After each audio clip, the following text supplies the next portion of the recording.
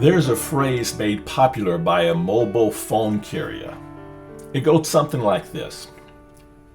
Can you hear me now? Well, today I want to talk to you about the importance of hearing.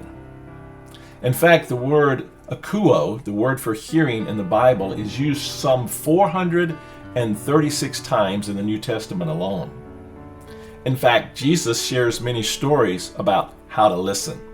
He talks about the wise man who built his house upon the rock and the foolish man who built his house upon the sand.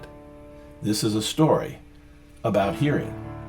Then later he tells us a story about a farmer that went out to sow some seed and it fell on various types of ground. This too is a story about hearing. In fact, in this story we can see some things that we need to do in order to hear more effectively. One of the first things we need to do is to change our habits. You see, a path is formed by continually walking over the same ground over and over again. It becomes a habit. And we need to learn how to change those habits that are not helping us. That's the first thing we can do. The second thing would be to change our history.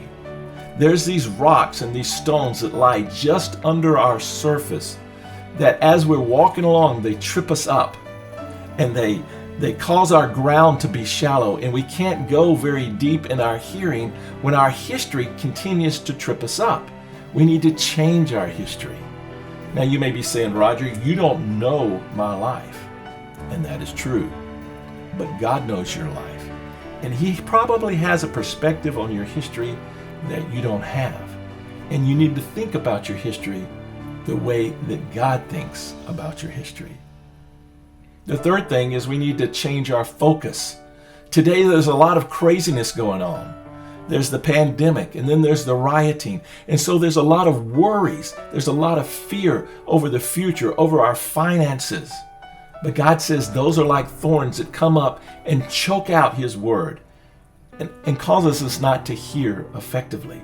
So we need to change our focus. And a fourth thing that we can do is just cultivate our soil.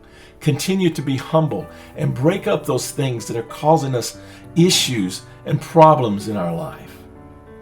Later on in Scripture, we see the word for hearing, PARAKOUO, as a compound word.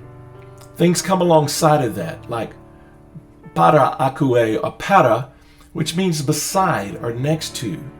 Like a paramedic. A paramedic comes beside us to help in a medical situation. Or a parachute when we fall from a plane. A parachute is there to cushion our fall when we hit the ground.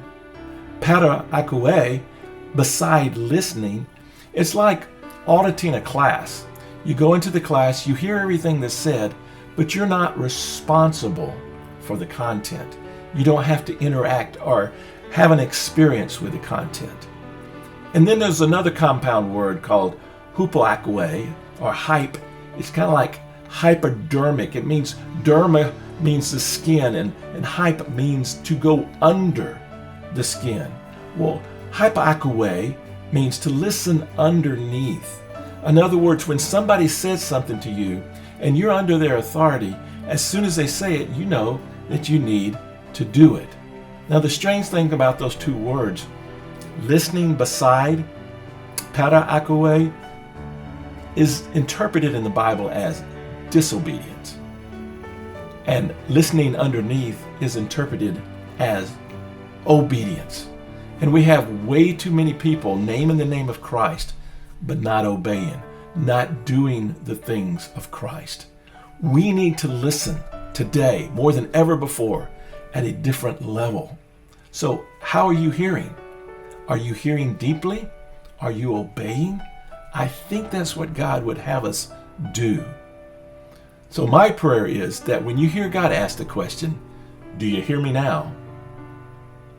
I would love for His response to your answer to be, good, my good and faithful servant.